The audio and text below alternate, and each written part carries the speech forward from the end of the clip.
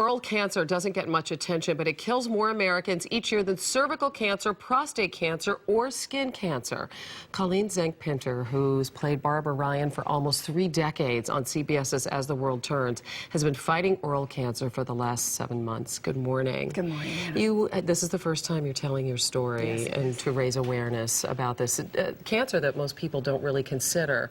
You thought you had a canker sore? I thought originally I just had a canker sore on the base of my tongue that it went away after a couple of weeks, then it came back, and then it kept reoccurring, and then it did not go away, and it started growing in size, and I finally called my primary doctor for my yearly physical, and I said, "Would you take a look at this?" And he said, "You're going off to a specialist tomorrow." Oh my gosh. And then they thought it was a combination of a bacterial and a fungal infection, and I was treated for such for about 4 weeks, and it kept responding, and then it stopped responding. And finally a biopsy was done, and it came back squamous cell cancer. And the scary thing is that the longer this goes undiagnosed, the more deadly it becomes. Correct? Absolutely. I mean, I was so lucky that that it was discovered as a stage 2 cancer, and that they were able to treat me and perform the surgeries on me that still enabled me to have use of my tongue, and I still have my taste buds, and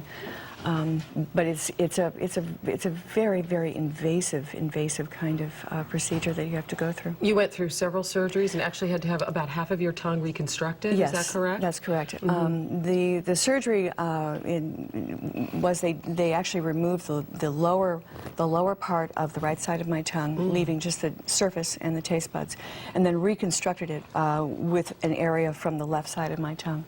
That was the first surgery, and then I had 2 subsequent surgeries where radioactive seeds were implanted. The same kinds of seeds they use for prostate cancer.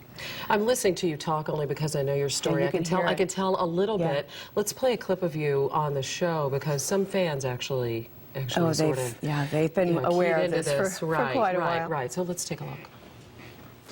My son could be dead and I shouldn't know, is that it? He's not dead, okay? He's not. I just didn't want you to worry because I know he's coming back. That's not what the authorities said. Why else would they notify the next of kin? They shouldn't have done that. Oh, was that your idea? Or was it your husband's decision to cover this up? There is no cover-up. Then why didn't you let me know? It almost sounds like you have maybe a lisp or something. What did the fans, they thought you had what, Well, bad they dental thought I work? had a stroke, or I had denture work done, or some kind of dental work done. They weren't really sure what was wrong, and I haven't seen that clip before, and I can really hear it, and it changes throughout the day. Your livelihood, I know. though. I mean, what was it like for you emotionally to go through this? Not have your life threatened, and also the work that you love. Pretty daunting. I wasn't sure how the show was going to respond. I wasn't sure whether, you know, any kind of further employment would be able to happen. I was actually scheduled and booked to do a production of Stephen Sondheim's Follies in June, and I waited until after the 3rd surgery to see if I could actually get through it, and I did. But I want to say... What do you want people to know? What I want everyone to know is that it would take a simple screening in order to find this cancer. When you visit your dentist? When you visit your dentist, or if your primary doctor does it, or there are all kinds of free screenings that go on across the country throughout.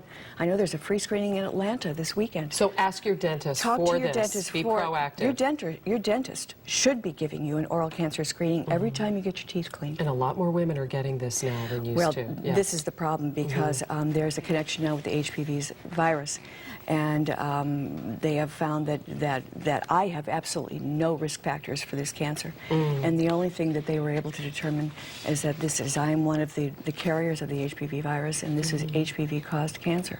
And the good news is you're cancer-free. The good news is I'm cancer-free. Yeah. God bless. Thank you. Thanks for sharing Anna. your story and raising awareness.